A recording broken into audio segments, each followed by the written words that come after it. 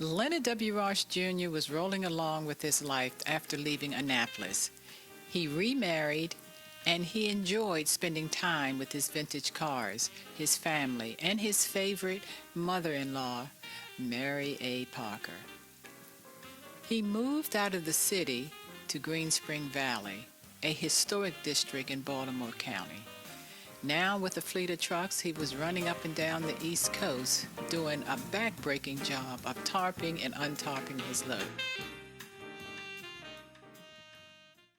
Then he got an idea. He devised a tarping unit that could tarp a load in 60 seconds. He designed it, made a prototype, and found the only black patent attorney in Baltimore to submit his idea. There was nothing else like it at the patent office. His drawings were explicit and detailed. He received his patent in 1985, the year he got religiously saved. It was also featured in the prestigious Warfield's Business Journal and the Afro-American newspaper. He helped his wife start her own entertainment business when all of a sudden a man named James R. Turk visited Leonard here in Baltimore.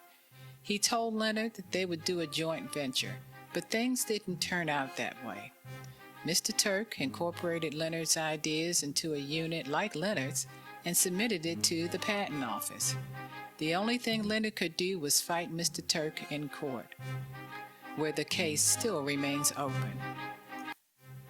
But then a ray of hope came out of nowhere. A long-lost uncle who had been in the Navy on one of the ships that was bombed at Pearl Harbor, and he left Leonard an inheritance and his favorite watch.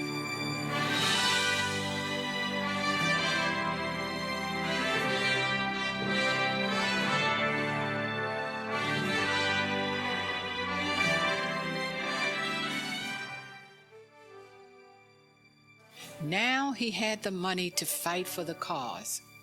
He and his wife Kelly put their heads together and they made his version. He made 3 units for Bethlehem Steel. He had a contract with Georgia Pacific and Hertz Penske. When they saw he was a black man, they walked away from the deal. A sales representative whispered in Leonard's ear and said, "Great idea, but it will never work once they know it's a black man's invention." Despite that, Leonard continued on. He went into the factory. He had a unit made. After all, he had already made his own prototype. Leonard Ross Jr. made his unit. He never looked back. Listen to what some truckers had to say about the Ross Got You Covered tarping system. A lot of time and keep the man from getting hurt when he falls off the truck and what have you. I feel like it'll be a great idea, a great invention. I think it's a good idea. It's going to revolutionize the sidekit industry. I take a good hour and a half sometimes to tarp a load, which this way is 25, 30 seconds, you finish with it. Leonard's health began to deteriorate from cancer. He never strayed from keeping his faith in God. During the last 20 years of his life, he managed to accept the cancer that had invaded his body. His sons gave him a 1954 pickup truck that he restored. He stripped it, designed his own version of a pickup dump truck by hand. He used a paintbrush to paint the truck. He wrote out the specifications to have the truck submitted for a patent.